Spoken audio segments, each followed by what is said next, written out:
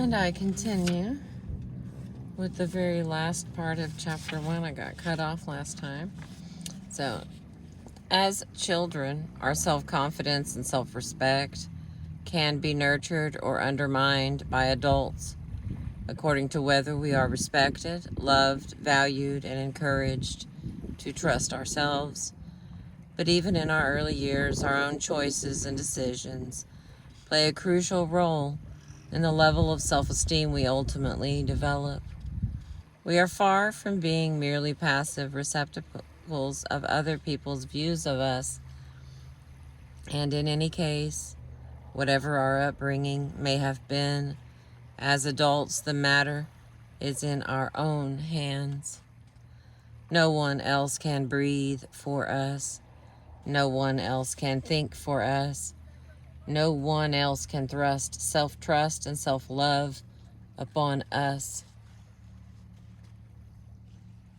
I can be loved by my family, my mate, and my friends, and yet not love myself. I can be admired by my associates and yet regard myself as worthless. I can project an image of assurance and poise that fools virtually everyone, and yet secretly tremble with a sense of my inadequacy. I can fulfill the expectations of others and yet fail my own.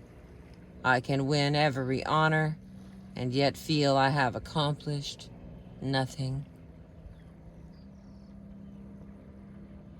I can be adored by millions and yet wake up each morning with a sickening sense of fraudulence and emptiness. To attain success without attaining positive self-esteem is to be condemned to feeling like an imposter, anxiously awaiting exposure. Just as the acclaim of others does not create our self-esteem, neither do knowledge, skill, material possessions, marriage, parenthood, charitable endeavors, sexual conquest, or facelifts. These things can sometimes make us feel better about ourselves temporarily, or more comfortable in particular situations, but comfort is not self-esteem. The tragedy is that so many people look for self-confidence and self-respect everywhere except within themselves, and so they fail in their search.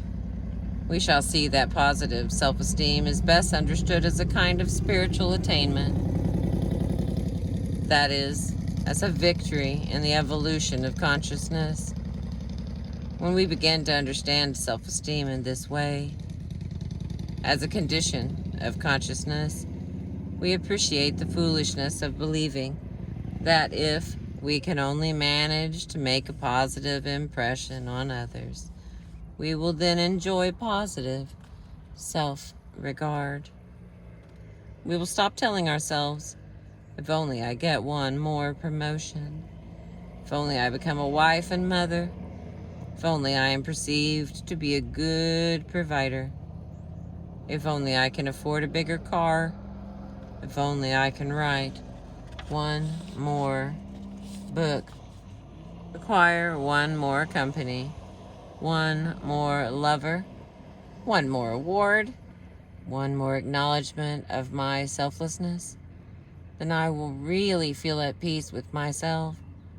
We will realize that since the quest is irrational, the longing will always be for one more.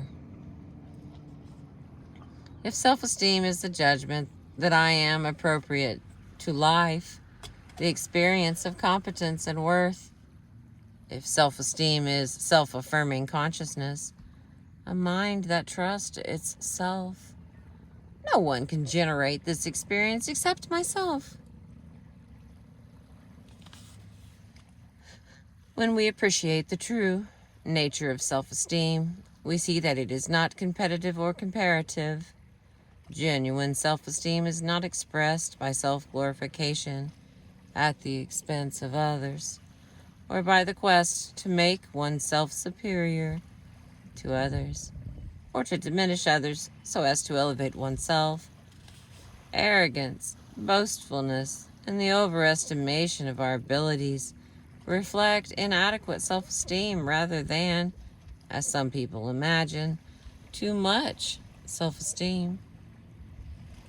One of the most significant characteristics of healthy self-esteem is that it is the state of one who is not at war either with himself or with others.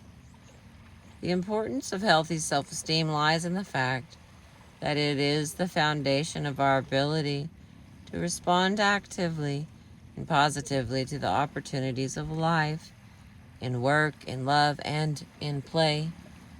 It is also the foundation of that serenity of spirit that makes possible the enjoyment of life. Thank you for being with me.